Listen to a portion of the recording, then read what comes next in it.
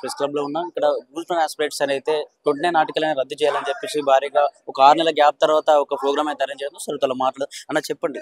6 నెలల గ్యాప్ తర్వాత మళ్ళీ బ్రేక్ ఇచ్చింది, న్యాయం చేసేసారేమో అనుకునే లోపే మళ్ళీ మీరు జీవో 29 రద్దు చేయాలని చెప్పేసి మళ్ళీ రావడం జరిగింది. ఇంకో సంవత్సరం గడిచిపోతా ఉంది, మేము విజయోత్సవాలు చేయబోతాం, అన్ని డెవలప్మెంట్ చేసామని చెప్పి మహారాష్ట్రలో కూడా చెప్పుకుంటున్నారు. అసలు దీన్ని ఎలా చూసుకుంటారు బ్రదర్?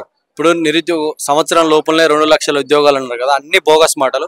ఇది విజయోత్సవ ర్యాలీ కాదు, కన్నీటి యాత్ర చేయాలి. నిరుద్యోగుల కన్నీటి యాత్ర, నిరుద్యోగుల ఆశల మోస యాత్ర, నిరుద్యోగుల వ్యతిరేక ప్రభుత్వ యాత్ర మేము కూడా చేస్తాం. ఎందుకంటే చెప్తున్నా, బాధతో చెప్తున్నా, జీవో 29 అనేది తేవడం వల్ల కొత్త వాళ్ళకి ఛాన్స్ ఇచ్చి రూల్ ఆఫ్ రిజర్వేషన్ తీసేసి జోనల్ సిస్టమ్ ఎత్తివేసి తెలంగాణ విద్యార్థులకు అస్తిత్వానికి దెబ్బతీసింది.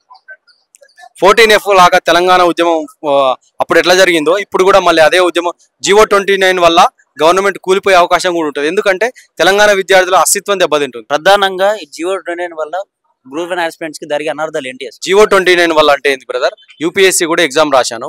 యూపీఎస్సీలో అనేది ఏంటంటే కట్ ఆఫ్ ఉంటుంది. ఎస్సీ, ఎస్టీ, బీసీ, ఓసీ అని కట్ ఆఫ్ ఉంటుంది. ఇప్పుడు దీనివల్ల ఎంతమందిని తీసుకుర్రు, ఎస్సీలు ఎంతమంది తీసుకుర్రు, ఎస్టీలు ఎంతమంది తీసుకుర్రు, నాన్ లోకల్ ఎంతమంది తీసుకుర్రు, లోకల్ వాళ్ళని ఎంతమంది తీసుకుర్రు, మళ్ళీ స్పోర్ట్స్ కోటా ఎంతమంది తీసుకుర్రు అనేది లేదు కదా.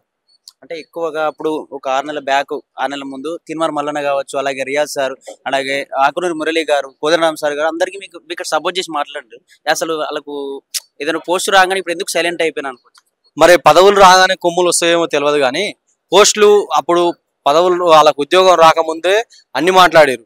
ఉద్యోగాలు రాగానే అన్ని మూసుకురు. నిన్న కోదండరామ్ సార్ మాట్లాడుతుంటే నాకు నవ్వొస్తుంది, నవ్వాలని ఏడవాలని అర్థమవుతుంది. ప్రొఫెసర్ కోదండ గవర్నమెంట్ దగ్గర పైసలు లేవండి, మరి పైసలు లేవని మూసినది ఎందుకు చేస్తున్నావు తాత? మూసి సుందరీకరణ ఎందుకు అంటున్నావు?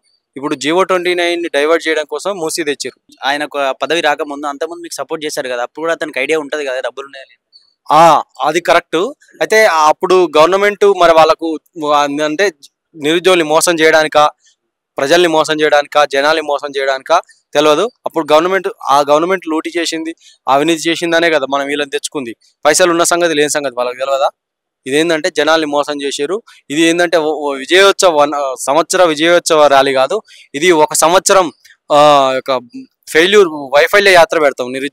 నిరుద్యోగ కన్నీటి యాత్ర పెట్టాలి.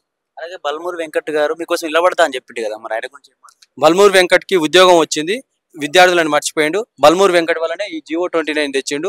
బల్మూరు వెంకట్ని దమ్ముంటే అశోక్ నగర్కి వచ్చి మాట్లాడమని. అంటే ఏం చెప్పాలనుకుంటున్నాం బల్మూరు వెంకట్కి మీడియా ముఖంగా? మేము బల్మూరు వెంకట్కి మేము చెప్పాల్సిన అవసరం, ఆయన చిన్నపిల్లవాడు, మాకు అవసరం లేదు. కానీ నేను కూడా ఎన్ఎస్సీలో తిరిగిన ఆయన అవసరం. కానీ రేవంత్ రెడ్డి గారికి రిక్వెస్ట్ ఏం చేస్తున్నాం అంటే, విద్యార్థిగా, ఒక నిరుద్యోగిగా, ఒక గ్రూప్ 1 అభ్యర్థిగా మేము ఏ గవర్నమెంట్కి వ్యతిరేకం కాదు. ఏంటంటే జీవో 29 వల్ల ఏంటంటే ఎస్సీ ఎస్టీలు నష్టపోవడంతో పాటు local non local sports quota అనేది ఏది తెలవకుండా పోయింది. జీవో 29 రద్దు చేయాలి. 16 క్వశ్చన్స్ రానుకున్నాయి టీఎస్పీఎస్సీలో. ఇప్పుడు గ్రూప్ 3లో కూడా సేమ్ ఇంగ్లీష్ మీడియం తర్జుమా ట్రాన్స్లేషన్ మంచిగా లేదు. కాబట్టి టీఎస్పీఎస్సీని ప్రక్షాళన చేసినాకనే గ్రూప్ 1 ఎగ్జామ్ని మళ్ళీ ఈ ఎగ్జామ్ని మెయిన్స్ ఆగమేఘాలు పెట్టారు. రేపు ఎగ్జామ్ అన్న దానికి కూడా లొల్లి పెట్టారు. కాబట్టి రీ ఎగ్జామ్ పెట్టాల్సిందే. ఈ జీవో 29 రద్దు చేయాల్సిందే. 2022లో 503 పోస్టులతోటి ఏ స్టూడెంట్స్ అయితే రాసిరో వాళ్ళకే ఎగ్జామ్ పెడితే అందరికీ న్యాయం జరుగుతుంది. నువ్వు కొత్త వాళ్ళకి 60 పోస్టులు ఇచ్చిన వాళ్ళకి సప్లిమెంటరీ నోటిఫికేషన్ రేపు అదే జరుగుతుంది బ్రదర్. హైకోర్టులో హియరింగ్ ఉంది. నేను కూడా వన్ ఆఫ్ ది పిటిషనర్ని. అక్కడ రేపు మాకు అనుకూలంగా జడ్జిమెంట్ వస్తుందని కోరుతున్నాను. అలాగే మీకు మహారాష్ట్ర ఎన్నికల్లో రేవంత్ రెడ్డి గారు 50,000 ఉద్యోగం ఇచ్చామని చెప్తున్నారు కదా, దానిపై మీరు ఏం మాట్లాడతారు? మహారాష్ట్ర ఎన్నికల్లో 50,000 ఉద్యోగాలు ఇచ్చిరని అంటారు కదా సార్, అదంతా బోగస్.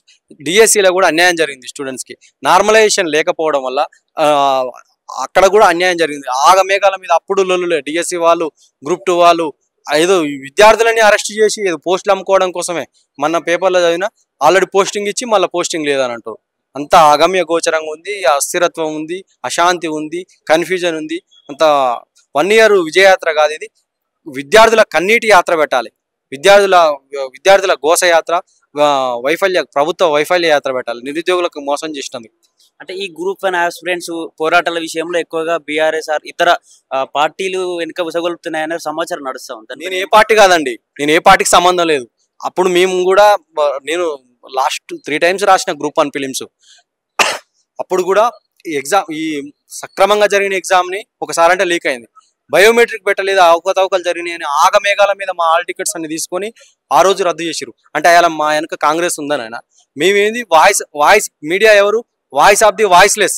అంటే ఏంది మీడియా నెహ్రూనే చెప్పారు 4వ స్తంభం అన్నట్టు.